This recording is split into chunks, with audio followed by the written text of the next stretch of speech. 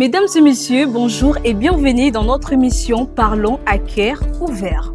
Aujourd'hui, nous sommes revenus avec un sujet aussi sensible qu'essentiel, l'éducation sexuelle, entre tabous et besoins réels. Comme vous l'avez remarqué, aujourd'hui, je ne serai pas seule sur ces plateaux, je suis accompagnée d'un public. Et parmi ces publics, vous allez retrouver des encadreurs de jeunes, des influenceurs, des acteurs qui contribuent au développement de notre société. Avec eux, nous allons participer activement dans cette mission. Mesdames et messieurs, comme on le sait tous, l'éducation sexuelle est un sujet qui est considéré comme un tabou dans notre société. Et comme ce sujet est toujours considéré comme un tabou, nous avons voulu en discuter et trouver des solutions par rapport à ce sujet aujourd'hui dans ces numéros de Parlons à cœur ouvert. Et pour briser les tabous concernant l'éducation sexuelle, nous serons avec le chef de travaux, Eric Abanati, et un médecin qui va nous accompagner, dont je cite le nom, Monsieur Claude Katenga, qui est médecin. Il va nous accompagner durant cette émission pour qu'on parle vrai de ce sujet et pour qu'on brise les tabous ensemble avec vous. Alors, mesdames et messieurs, prenez place, asseyez-vous confortablement car nous allons parler à cœur ouvert.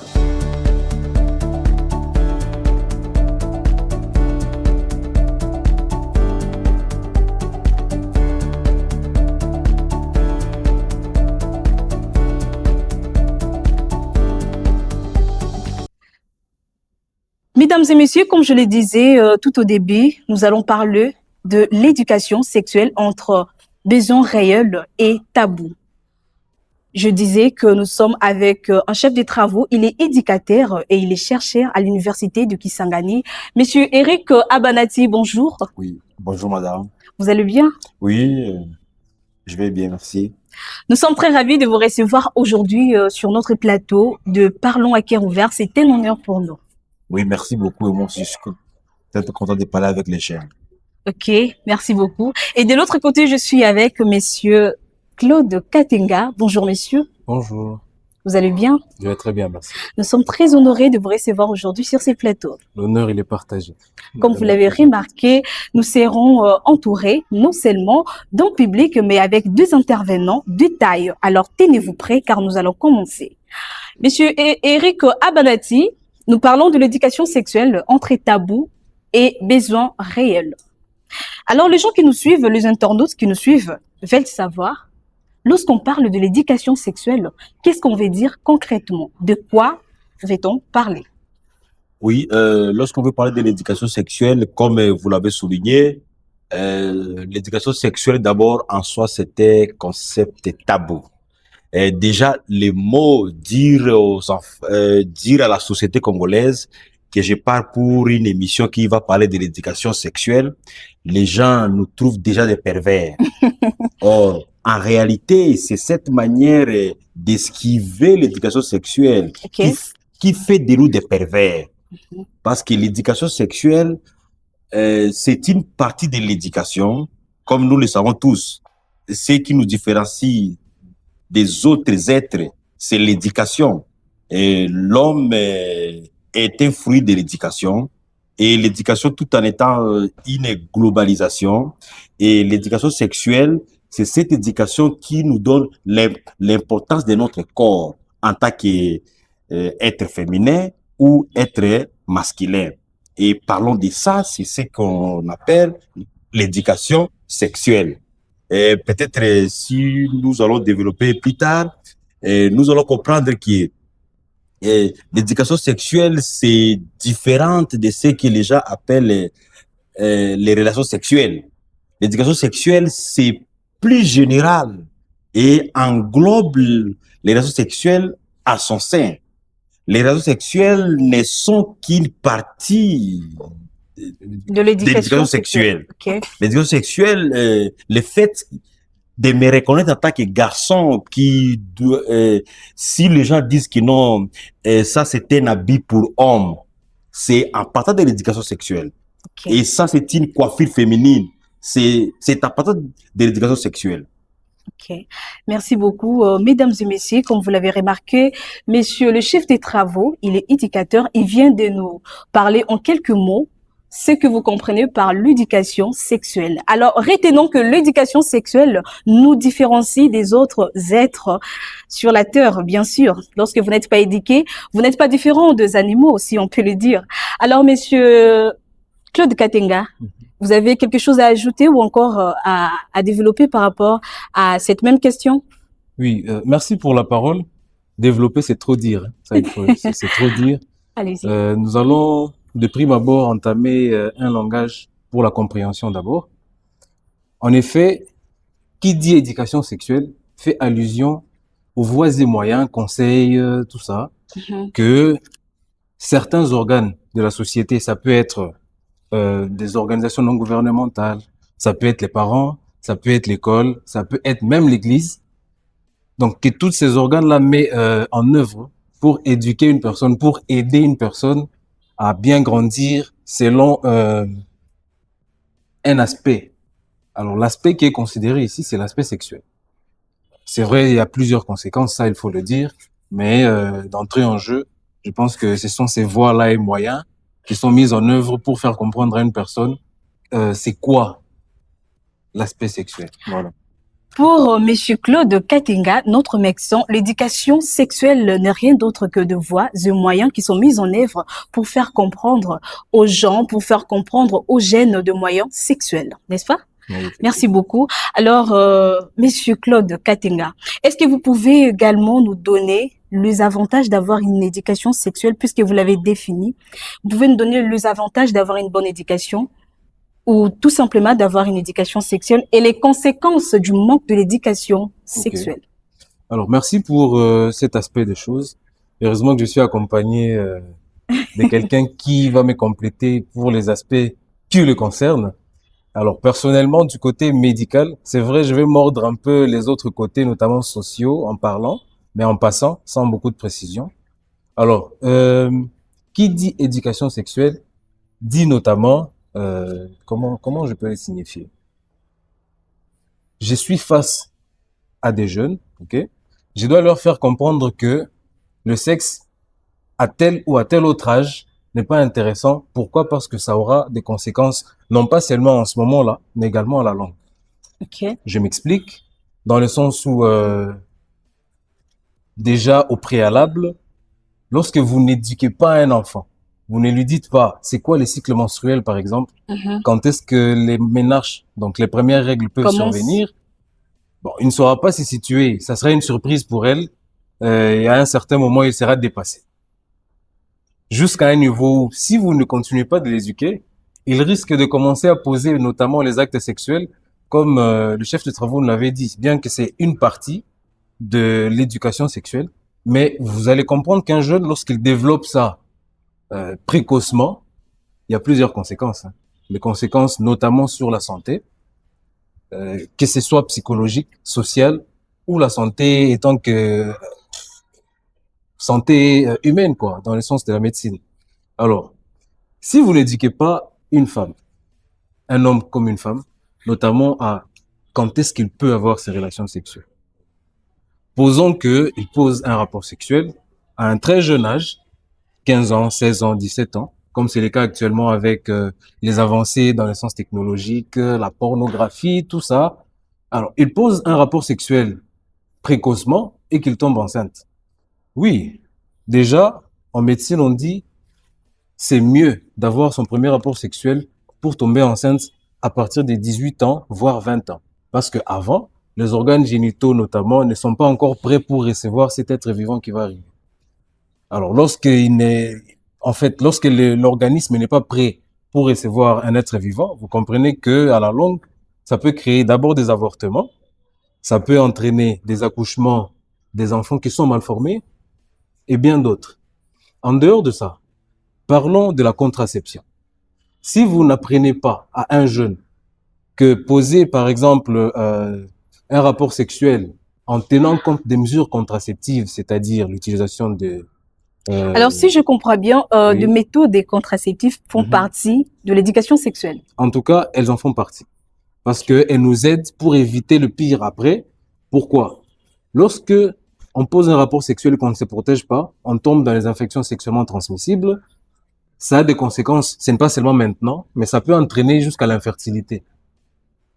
Donc, le corps de la femme ne saura plus s'adapter et lorsqu'il sera dépassé avec une infection qui n'est pas bien soignée, en tout cas, nous sommes désolés qu'elle ne sera plus capable notamment de donner naissance par après. Ok, mesdames et messieurs, comme vous le remarquez avec moi, nous évoluons avec notre sujet. Dr Claude Katenga vient de nous donner quelques avantages d'éduquer de jeunes sexuellement et le désavantage, des conséquences du manque de l'éducation sexuelle.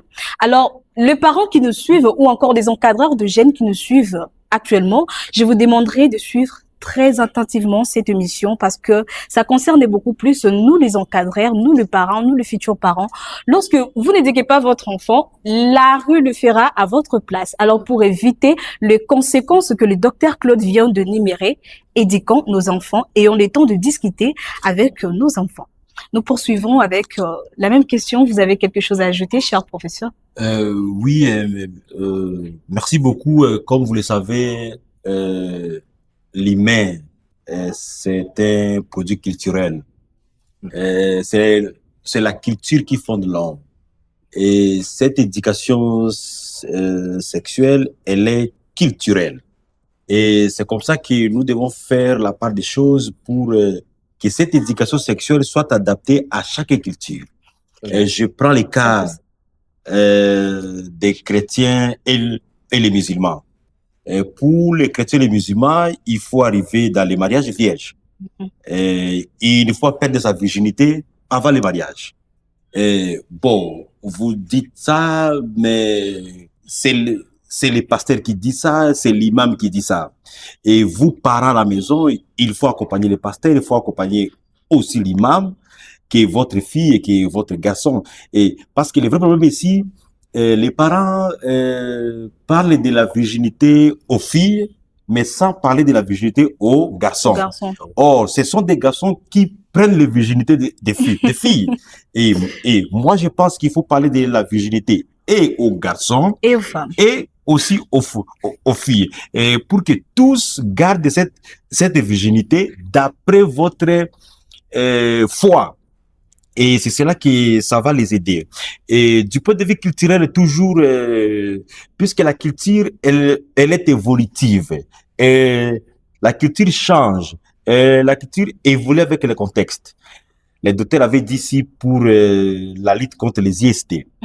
Vous voyez, il y a des propos mensongers qui naissent ici, que si vous faites les rapports sexuels avec les préservatifs, ils allaient bien être. Vous voyez, ces propos-là sont développés, c'est parce que les parents ne prennent pas le devant. Et parce que nous, éducateurs, nous n'en parlons pas assez. Or, il suffit de dire à nos enfants, de dire à nos jeunes, que attention, comme vous êtes des majeurs et vous avez choisi ces chemins-là de faire les rapports sexuels, mais recourez aux préservatifs. Et du coup, si nos jeunes savent que sexe sans préservatif, c'est un danger permanent, et vous voyez que non, ça va les aider, même les idées là que les gens disent qu'il n'y a pas de plaisir avec les préservatifs, et ces idées-là seront anéanties. Et vous l'avez souligné, si vous n'éduquez pas vos enfants, c'est la rue qui le fera à votre place. Et par exemple, il y a des jeunes qui disent que pour être performant au lit, il faut avoir beaucoup de filles, il faut avoir beaucoup de partenaires sexuels. D'expérience, en fait. C'est faux et faux. Et c'est pas vrai. Et ce n'est démontré nulle part, ni dans la science, ni dans la coutume, ni dans la tradition. Donc, la performance, au contraire, c'est le fruit de votre discipline, c'est le fruit de l'alimentation, c'est le fruit de la discipline. Donc, en parlant de l'éducation sexuelle, ça nous pousse aussi à aborder aussi la question de l'alimentation, puisque l'alimentation entre aussi en ligne de compte de cet épanouissement sexuel. Et quand vous ne mangez pas bio et quand vous mangez les choses surgelées, tout ça, et vous avez les conséquences tout de suite. Et trop d'alcool, vous avez les conséquences tout de suite. Et tout ça, ça entre en ligne de compte et nous devons faire en sorte que notre tradition soit remise sur la table. Et si notre tradition est remise sur la table, il y a question d'aborder cette question de l'éducation sexuelle parce que l'éducation sexuelle dépend aussi de l'âge. Ok. Ce n'est pas une éducation qu'on peut donner à tout le monde la même chose. Puisque les premières notions, d'abord, c'est de découvrir à l'être qu'est-ce qu'il est. C'est un garçon ou c'est une fille. C'est ça le début de l'éducation sexuelle. Que toi, je t'achète une robe parce que tu es une fille. Et tu dis ça à ta fille de 3 ans. C'est déjà l'éducation sexuelle. Que n'importe pas la culotte de ton frère parce que toi, tu es fille. C'est l'éducation sexuelle. Que les filles ne se baignent pas avec les garçons ne se baignent pas avec les filles. Et voilà que c'est l'éducation sexuelle, mais c'est au niveau de cet âge-là. Et vous allez commencer à évoluer comme ça graduellement. Merci beaucoup, monsieur le chef des travaux. Je vois que vous avez tellement de choses à dire, mais malheureusement, nous courons derrière le temps. Et merci également, monsieur Claude Katenga, monsieur le médecin. Merci d'avoir répondu présent à notre invitation. Et merci, cher public, d'avoir participé activement. Merci pour vos questions.